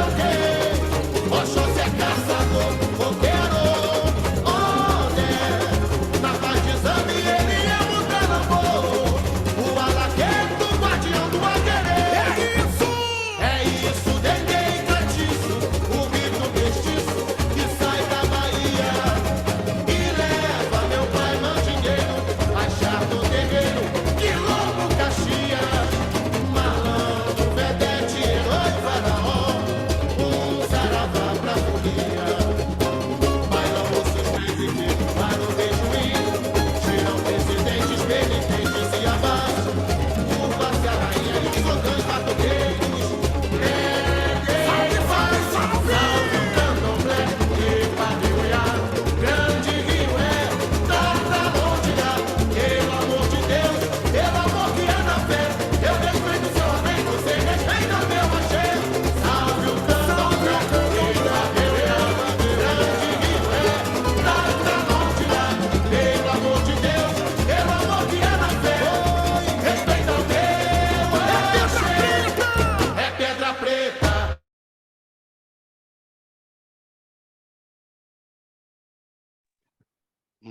Muito bem.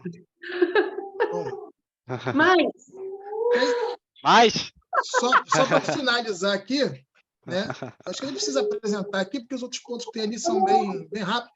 Só o que eu finalizo ali a apresentação, né, depois dessa explanação sobre esses aspectos que permanecem presentes nos enredos ainda hoje, né, é importante destacar assim, quem faz o carnaval das escolas de samba, né? Porque muitas vezes a gente pensa que é só o carnavalesco, né, que eu falei que é uma figura importante, mas as escolas de samba, esse grande espetáculo que elas produzem, é uma produção coletiva, né? São vários artistas, são várias pessoas, muitas vezes anônimas, né, que realizam o desfile das escolas de samba. São artesãos, são costureiras, é o cara que faz as esculturas. Então, assim, existe, né, uma quantidade enorme de pessoas que faz o carnaval, né? O carnaval, como a gente já viu, ele não é um instrumento assim de alienação, ou seja, que deixa as pessoas simplesmente fora da realidade. Ele traz críticas sociais, ele traz formação, ele traz educação, ele gera renda, ele gera emprego para milhares de famílias, né? Então, é um evento que tem toda uma importância, né? Ele é produzido, naturalmente, através de subvenções públicas, né? Que traz esse dinheiro, por exemplo, aqui no Rio de Janeiro, as escolas de todos os grupos recebem, né, essas verbas, mas as escolas de samba também buscam apoios, buscam patrocínios. Às vezes você tem enredos que são patrocinados, às vezes você tem enredos que são autorais, que o próprio carnavalesco desenvolve, né? Existe toda uma estrutura organizativa, né, que faz o carnaval uma coisa realmente muito séria, né? Existem mais de 70 escolas que desfilam aqui no Rio de Janeiro, são várias ligas organizadas, existem quesitos, né, que as escolas precisam cumprir todo ano para se apresentar. Se elas não conseguem cumprir aqueles quesitos, elas são penalizadas, elas perdem pontos. Então, é um ano inteiro de processo, é um ano inteiro de construção que leva à realização desse grande espetáculo, que é as escolas de samba, né? Onde milhares de pessoas, né, estão envolvidas, né?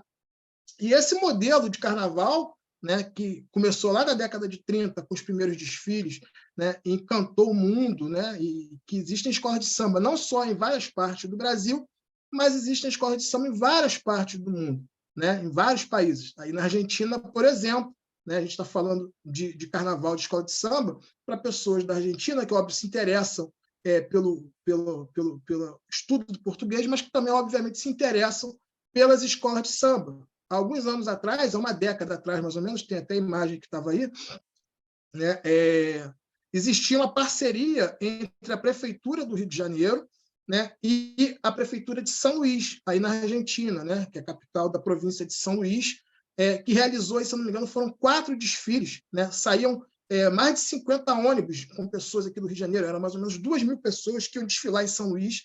Durante o ano inteiro, alguns profissionais ficavam lá na cidade de São Luís, participando de oficinas, né, que eu acho que é tageres, né, que chama, não sei pronunciar exatamente, que ensinavam as pessoas da cidade, que tinham interesse por isso, a fazer toda essa arte, né, ou seja, esculturas, costura, toda essa parte de produção das escolas de samba. Eles produziam lá também o seu próprio desfile. Então, essas 2.000 pessoas que saíam daqui do Rio de Janeiro iam desfilar lá, se juntavam a tantas outras aí da cidade de São Luís e de outras cidades da Argentina e faziam um grande espetáculo também.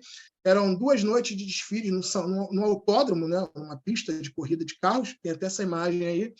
Eu tive a oportunidade de participar, inclusive, no ano dessa imagem aí, que foi o Carnaval de 2012, né, que mostra essa importância do carnaval também para a formação das pessoas, né? Tanto do ponto de vista da formação intelectual, histórica, cultural, mas desse ponto de vista também profissional, pessoas que vivem e trabalham o ano inteiro, respiram o ano inteiro o carnaval, né? Então, eu queria encerrar aqui a minha participação falando sobre isso, agradecer aí ao convite mais uma vez e a oportunidade de estar falando com vocês. Muito obrigado.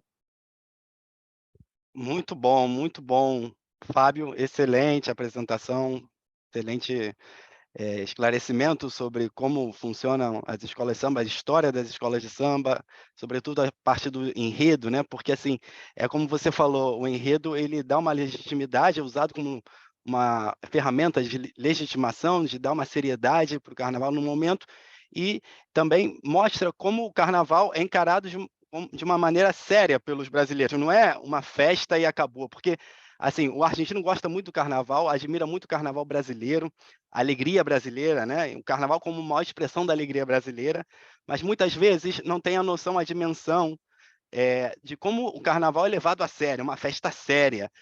Muitas pessoas trabalham com isso o ano inteiro, há um concurso, há muito dinheiro envolvido, gera renda, gera entretenimento, cultura, se conta uma história, se critica, foi um instrumento de resistência, o carnaval, as escolas de samba.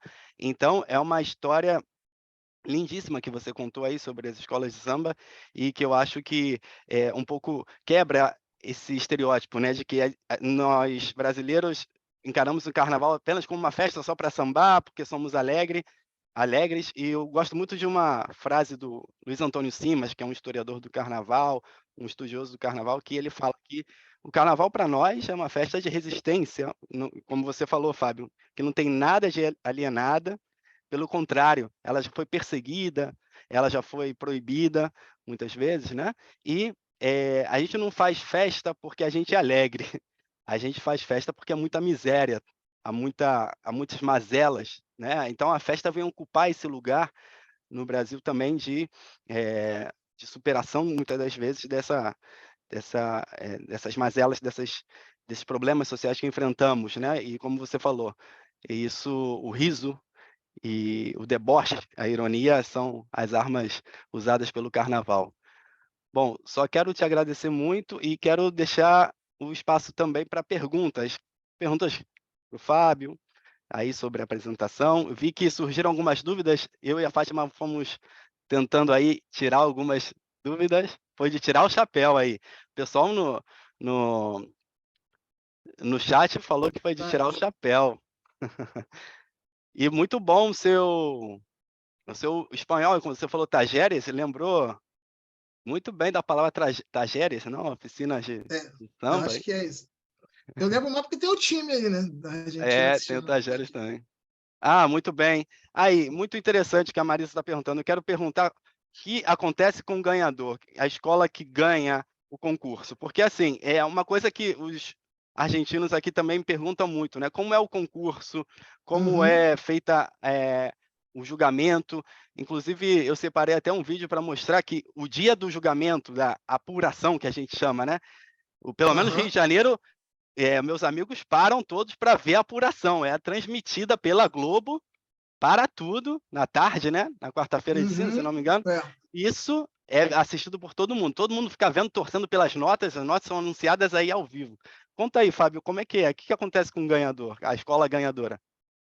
Então, como eu disse, existem hoje no Rio de Janeiro várias divisões, né? Então, você só acompanha futebol, né? Mas vamos pensar primeira divisão, segunda divisão, terceira divisão. Existem várias divisões. Então, assim, a gente costuma conhecer muitas escolas do grupo principal, né? Que é da primeira divisão. Mocidade, Portela, Mangueira, Salgueiro, mas existem várias outras. Então, a primeira coisa que, obviamente, acontece com a maioria dos vencedores, porque esse é um grupo só, é que os vencedores eles são promovidos para outro grupo.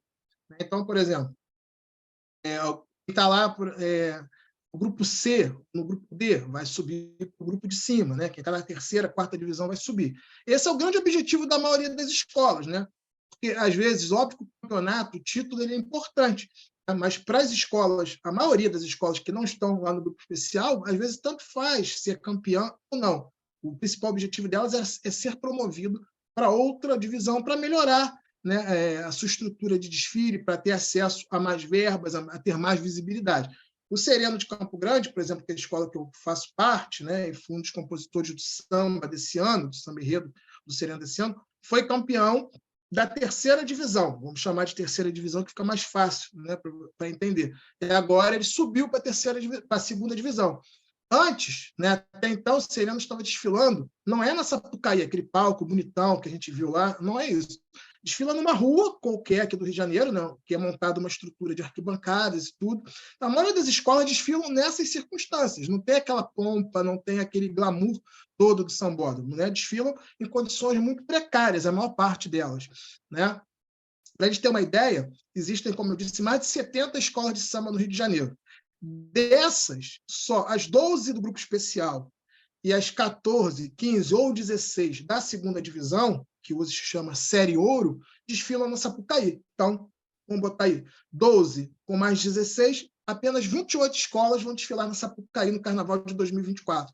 Todas as outras desfilam lá em outra rua, que é chamada Intendente Magalhães, esse ano foi em outra rua, enfim, pode mudar também. Era como era o desfile naquela época, às vezes vive mudando, não tem estrutura nenhuma. Então, o grande prêmio, né, da vencedora é alcançar um degrau acima nos desfiles das escolas de samba. Então, esse seria um ponto importante, né? Obviamente que o título ele também vai trazer toda aquela coisa, né, da euforia, da comemoração. O Seriano foi campeão esse ano, a gente comemorou, vibrou, né? Mas tem essa questão do acesso. Para as escolas do grupo de cima, né, também é a mesma coisa.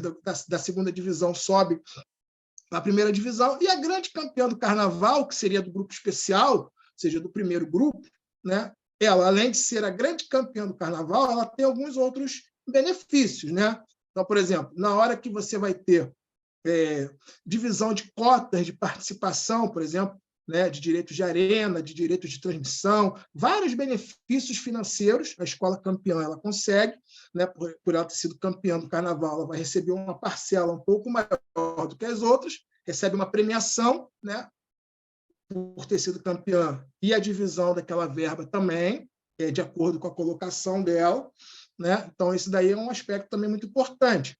Ela pode escolher o dia e o horário que ela quer desfilar. Então, ela foi campeã, no ano seguinte ela não vai entrar no desfile, ela vai dizer, não, eu quero ser a terceira escola de domingo, eu quero ser a última de segunda-feira. Ela escolhe isso daí, né? Então, são alguns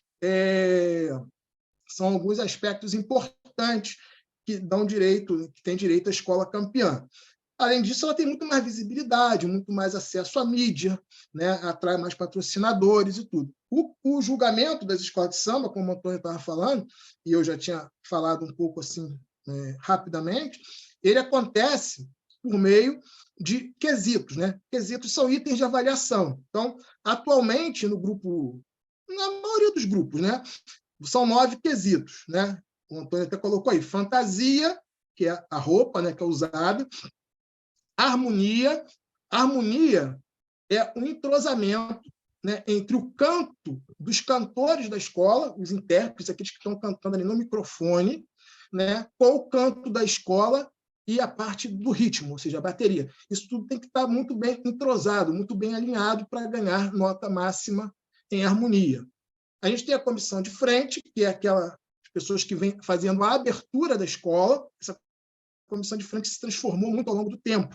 Antigamente, quem desfilava na comissão de frente era a velha guarda, eram os mais antigos da escola de samba. Por quê? Lá naquela época, antigamente, lá que eu falei, lá na década de 30, né, eram esses sambistas que conheciam os caminhos do centro do Rio. Às vezes, as pessoas não estavam acostumadas a andar no centro do Rio.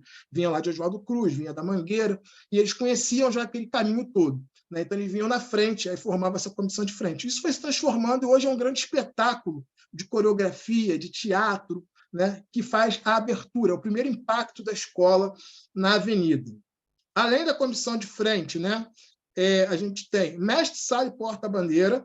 Isso aí já existia desde o tempo dos ranchos, né? Só que o rancho não era porta-bandeira, era porta-estandarte. Mas é quase a mesma coisa. É a pessoa que traz a bandeira da escola, o pavilhão da escola, né?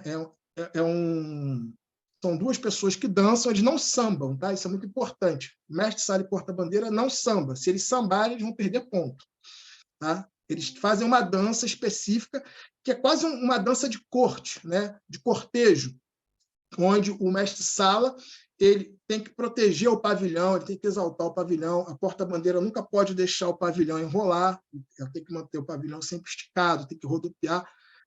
Todo mundo diz que é o ponto mais importante da escola de samba, porque apenas duas pessoas, trazem a responsabilidade de todo um quesito. Nenhum outro quesito, só 2 pessoas têm a responsabilidade sobre ele, né? A gente tem também o samba enredo, que eu já falei, né, que ele é julgado de 2 formas. Metade da nota é dado para a letra do samba, a parte escrita, e a outra metade é dado para a melodia, para a parte musical, e ele tem que contar a história, ele tem que ser claro, ele tem que ter poesia, ele tem que ter, né, essa parte poética também. Não pode ter erros, né, de concordância, de português, enfim. Bateria, que é um quesito muito difícil de julgar, né, porque, imagina, é uma grande orquestra a céu aberto, né? Tem baterias do grupo especial que desfilam com 300 pessoas. São vários naipes de instrumentos diferentes. Você tem caixa, repique, surdo de primeira, surdo de segunda, tamborim, chocalho, enfim, é uma infinidade de instrumentos musicais Cada escola tem a sua característica, algumas escolas mais tradicionais e outras menos tradicionais, mas que o jurado ele tem que conhecer a característica daquela escola, porque senão ele pode cometer um grave erro, né, de despontuar uma escola que tem uma característica particular. Né? Por exemplo, a Mangueira usa um único tipo de surdo. A Mocidade, quando você escuta a bateria da Mocidade tocar, você reconhece o naipe, né, de repiques da Mocidade. Né? A Mocidade lançou as paradinhas, que é quando todos os instrumentos param e voltam a tocar na mesma cadência. Enfim, cada bateria tem as suas características particulares. Né? É um quesito muito difícil de julgar, porque o jurado ele tem que ouvir, né? E ali identificar, às vezes, um deslize, um instrumento que não estava bem afinado. Imagina você ouvir 300 instrumentos tocando ao mesmo tempo e identificar um erro. Né? Então, as escolas costumam gabaritar, costumam tirar nota máxima nesse quesito, mas às vezes acontecem algumas surpresas. As alegorias, eu já expliquei o que são, né? Mas é importante que esse quesito tem duas coisas, alegorias e adereços. A alegoria é o carro em si, alegórico, e o adereço são elementos, que eu poderia dizer assim, suplementares que vêm no carro, né? No carro alegórico. Né? Então, uma escultura, alguma coisa que complementa aquele carro. O enredo, a gente já falou bastante sobre ele, e outro quesito que costuma tirar muito ponto das escolas de samba, e as pessoas também confundem um pouco. Geralmente se confunde harmonia com evolução. A evolução é como a escola passa pela avenida. Ou seja, se você entra num determinado ritmo, numa determinada cadência, e no meio do desfile você deixa essa cadência cair, você vai perder ponto. Então, se você entra numa certa velocidade e começa a correr, você também perde ponto. Se uma ala se junta muito à outra, onde os componentes se misturam uns com os outros, perde-se ponto. Se você separa muito um dos outros, né, abre um buraco, você também perde ponto. Por que se confunde muito a harmonia com a evolução? São duas coisas diferentes. Né? É porque, geralmente, a equipe de pessoas, eu falei que tem várias pessoas que trabalham no carnaval, né? Eu já fui também de direção de harmonia da Mocidade, da escola ali do Antônio. Geralmente, quem faz, quem controla essa parte de evolução é chamado de harmonia. Então, se confunde. Porque a função desse sujeito, que desfila como harmonia, geralmente está escrito aqui nas costas, harmonia, é manter essa cadência correta da escola, não permitir que uma ala se misture com a outra, não permitir que abra buracos, né? E principalmente fazer com que as pessoas cantem, né? Que é a parte da harmonia. Então, as pessoas têm que estar cantando certo. Porque você imagina 4.000 pessoas desfilando e cantando ao mesmo tempo. Uma está lá no início da Sapucaí, a outra está lá no final da Sapucaí, 700 metros de diferença. Vocês têm que estar cantando exatamente igual, e também igual o carro de som que está lá no meio do desfile. Então, é a harmonia que tem que ficar com o ouvido ligado para não deixar nunca que o samba atravesse. Uma das piores coisas que pode existir num desfile de escola de samba, como todo mundo fala, né, essa expressão é bem comum aqui no Brasil, é o samba atravessar. Quando o samba atravessa, alguma coisa deu muito errado e a escola vai perder ponto. Né? Então, esses são os quesitos, né? Acho que eu falei todos eles aí. Atualmente, as escolas recebem notas de 9 a 10, fracionadas em 1/10. Então, 9, 9.1, 9.2, até 10, que é a nota máxima. Já foi diferente. Lá na década de 70, a nota é só até nota 5. Já pôde dar nota de 5 até 10, de 7 até 10. Atualmente, é esse formato. Né? O jurado ele tem que dar nota de 9 a 10. Importante, né? O jurado, né, que julga cada quesito, ele geralmente tem uma formação em uma área próxima ao que ele está julgando, ou ele fez o curso de julgador que é oferecido pela Liesa, Liga Independente das Escolas de Samba. Não é uma pessoa leiga, né? Óbvio que existem críticas, Sim. Todo mundo, quando perde ponto, fica insatisfeito, né? Mas existe uma preparação para aquilo ali existir, né? E geralmente são pessoas capacitadas para aquilo. Erros acontecem, pode existir, às vezes, uma certa má vontade com uma escola com outra, mas, teoricamente, são pessoas capacitadas para estar julgando. Muito Eles bem, recebem só um minuto, só para concluir. Termina aí. Eles recebem um caderno que é chamado Livro Abre Alas, que tem tudo que a escola vai apresentar na avenida. Tudo, tudo. Uma pena, uma escultura, tudo que a escola apresentar tem que estar ali no Abre Alas, nesse livro, né? Nesse caderno. E o jurado ele tem que julgar de acordo com aquilo ali. Tá? Ele acompanha, teoricamente, o desfile por aquilo ali, e se a escola não apresentar o que ela prometeu, ela também vai perder ponto. Muito bem, Fábio. Excelente explicação. Aqui temos outras perguntas, que uma delas é sobre o sapato. Júlio, excelente apresentação. Qual a importância do sapato no desfile? É uma pergunta bem específica. Não. O sapato, primeiramente, ele faz parte da indumentária, né? Ou seja, ele faz parte de uma fantasia. Eu acabei de dizer aqui, né, que o jurado ele recebe o abre-alas, o livro. Então, se uma ala passa descalça e na fantasia, no desenho da fantasia, está lá com sapato, é obrigação do jurado tirar ponto. Mas, por exemplo, se está representando um índio, se está representando um escravizado e na fantasia não tem sapato, ele não tira ponto. Esse seria um ponto fundamental, porque faz parte da indumentária, né? Obviamente que no samba você tem algumas referências também interessantes, né? Que aí não é necessariamente do desfile em si, mas faz parte da tradição do carnaval. Então, na indumentária do sambista, na roupa do sambista, o malandro que a gente estava falando, né? É tradicional aqui que o sambista use sapato de bico fino, com 2 cores, né? Geralmente, se está na mocidade, o sapato tem as cores que representam a escola, é branco com listra verde, ou verde com listra branca. Tem isso daí também, que faz parte um pouco dessa cultura, né? do que é ser o sambista, assim como o chapeuzinho que usa, né? O chapéu Panamá. Tem toda uma indumentária que não necessariamente é para o desfile, mas que faz parte da cultura e da tradição dos sambistas aqui. Né? Muito bem.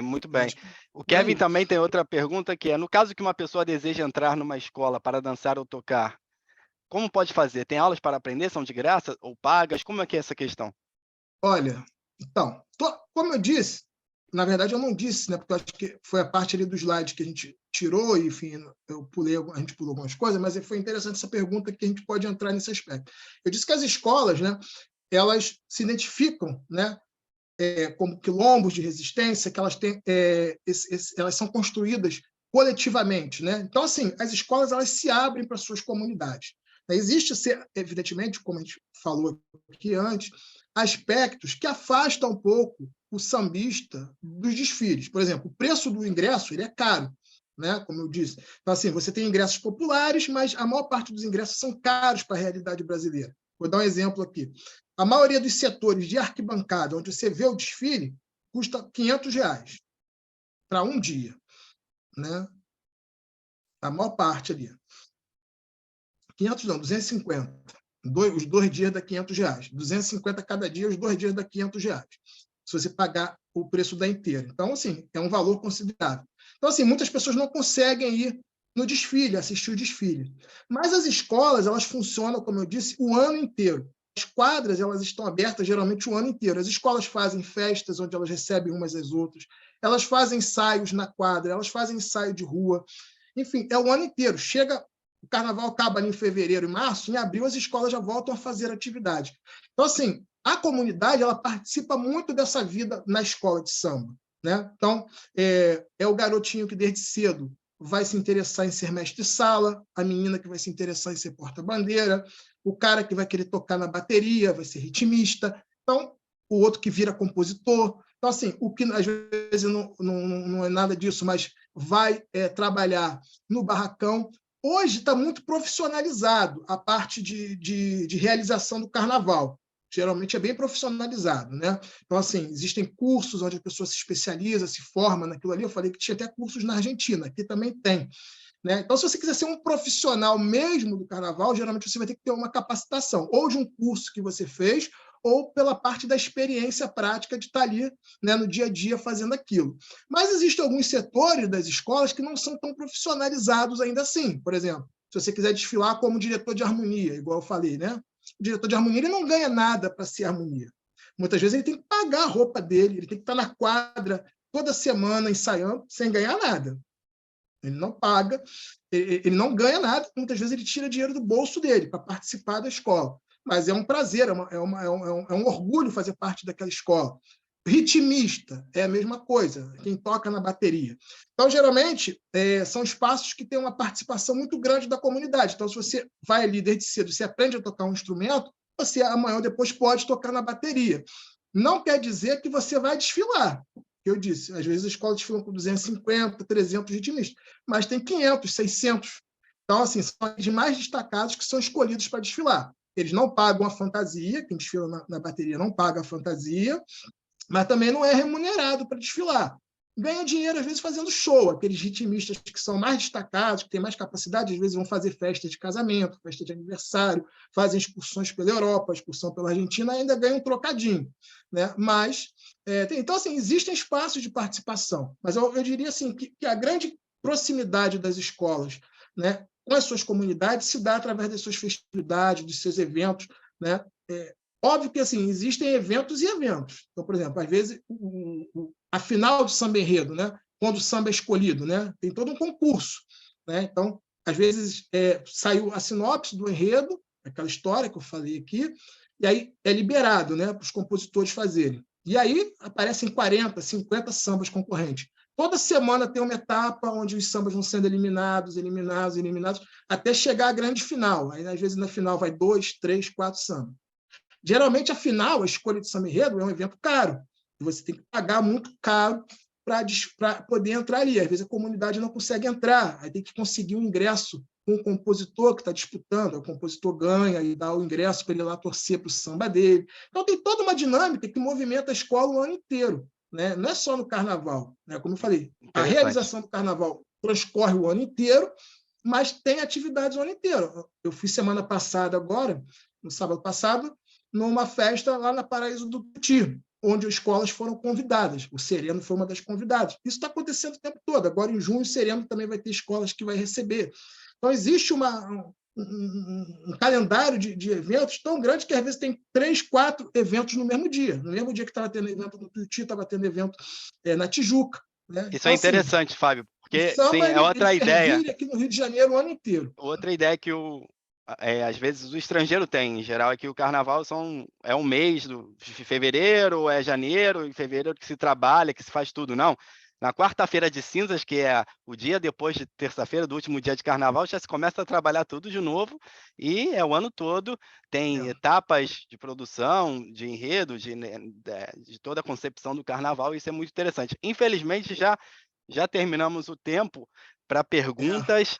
Temos outras perguntas aqui interessantíssimas, mas queria agradecer muito toda a sua apresentação, sua aula foi excelente. Mas você fala com paixão, isso que é mais importante.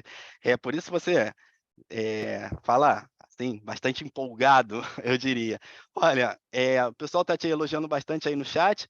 Eu gostaria de terminar assim, com uma imagem de um desfile, né? A gente falou tanto dos desfiles, e aí eu selecionei o desfile da campeã, da atual campeã, que era Imperatriz Leopoldinense, que, assim, eu sou da Mocidade, eu tenho um amigo Luizinho também, que é da Mocidade aqui, que está lá do Rio de Janeiro, me prestigiando. Obrigado, Luizinho, por entrar aí e estar vendo a nossa apresentação. E a gente sempre teve uma rivalidade com a Imperatriz, né? Porque a Imperatriz ganhou da Mocidade lá, né? Na década de 90, era grande rivalidade. Era grande rivalidade, era igual, assim, Botafogo e Flamengo. Na rivalidade de escola de samba, não é aquela coisa de time de futebol que um odeia o outro, não. Exatamente. Sempre com camaradagem, com amizade. Tanto que agora eu vou compartilhar, se fosse igual, né, time, eu não ia nem compartilhar, mas eu vou compartilhar um pouco do desfile do que foi. O cavalinho é só cabeça.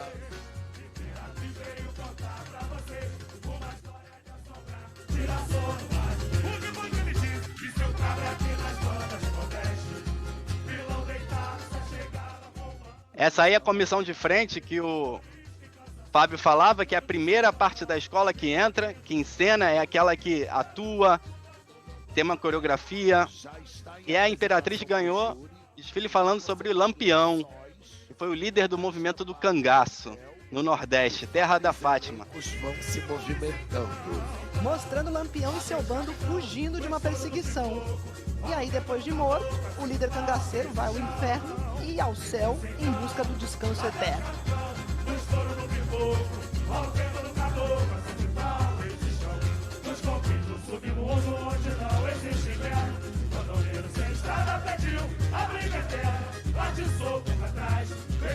Satanás, expulsou o inferno, o diabo implorou. oratório lá de cima abre e a gente... Posso fazer um comentário aqui rápido? Lampião. Pode? Fala aí. Só você falou da história do Lampião, de fato, né? Mas esse enredo é um daqueles que remete àquele aspecto lá que eu falei da década de 70, que é um enredo mais literário, ele não está contando a vida de Lampião necessariamente. A partir da literatura de Cordel, são histórias fantasiosas, fabulosas, associadas à vida do Lampião. Esse tipo de enredo está vindo com muita força no Carnaval o ano que vem, tá? A maioria das escolas, sempre que uma coisa dá certo, as escolas seguem aquele caminho. Muitas escolas estão vindo de novo com esse tipo de enredo, né, para 2024. Sim, são enredos delirantes no bom sentido, né? De misturar realidade, fantasia. É muito, muito gostoso esse tipo de enredo. Eu adorei. Adoro. Fábio, você já viu meu chapéu? Ah, vamos ver. Cadê teu chapéu? A cabeça desse samba parece aquelas músicas femininas de harmonia que eles colocaram. Deixa eu ver aqui. Ah, que lindo chapéu. Agora sim tô vendo. Adorei, adorei. É o chapéu da cangaceira. Lindo, lindo. Bom, com esse chapéu da Fátima, com essa comissão de frente maravilhosa, a gente termina a nossa apresentação. Muito obrigado por estarem até o final, por prestigiarem, comparecerem e sejam bem-vindas, bem-vindos no Línguas para estudar idiomas. Bom, Fátima, se você quiser falar alguma coisa. Não, mais que nada agradecer, Fábio, foi incrível. A gente esperava Obrigado. algo bom, mas foi, como dizemos, ótimo. Mais que bom e mais que ótimo. Agradecida mesmo. Gabi, que é a nossa vice-diretora, se quiser dar alguma palavra, mas antes de terminar, eu quero dizer, nossa intenção é continuarmos fazendo coisas para divulgar a cultura do Brasil ligada ao idioma. Assim que, por favor, Escola de Línguas, estamos nós disponíveis para qualquer coisa que precisem. Todas as contribuições são bem-vindas e estamos sempre na UNDP para vocês. Bueno, gracias a todos por haber estado. Lamento no hablar una palabra de portugués, me da vergüenza después de toda la charla. Estudar, né, Gabi? Eu não falo. Não. Fala No, um obrigada. Um obrigada já tá bom. Agradece, obrigada. Yo hablo inglés, italiano, español y pavadas, pero portugués no. Pavada sobre tudo. Pavadas sobre todo, sinceramente. Bom, gente, alguém quer fazer algum comentário? No microfone, a viva voz, seja para agradecer ao Fábio ou dar algum retorno para ele, porque todos os comentários, Fábio, foram maravilhosos. Sí. Hermoso. La próxima vez tenemos que zambar todos al lado de las sillas. Isso, Sim, vamos verdade. sim. Vamos fazer uma vaquinha para trazer o Fábio Claro. para a palestra. Traz umas fantasias, uns tambores, fazemos um carnaval. Temos que ter uma oficina também, isso. O Fábio podia dar uma oficina de enredo, de como fazer um enredo, escrever uma história de enredo. Seria ótimo para uma produção escrita, né? Uma oficina, um taller de escritura de enredo. Podemos fazer. Disposição. Muito bem. Ótimo. Pero verdaderamente, si se les ocurre cualquier cosa, cualquier propuesta que tengan, nos contactan, bueno, por Facebook, por Instagram, por el mail institucional,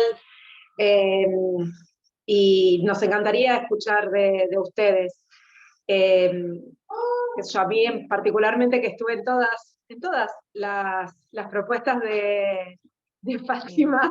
Sim, Gabi. Ano passado, na dos Orixás, que foi um sucesso. Impresionante. E agora com Fábio, 10. Siempre es muy interesante y la gente es muy copada, así que siempre es un placer. Los esperamos cuando quieran, físicamente o por las redes. Muchísimas gracias, Gabi. Obrigada.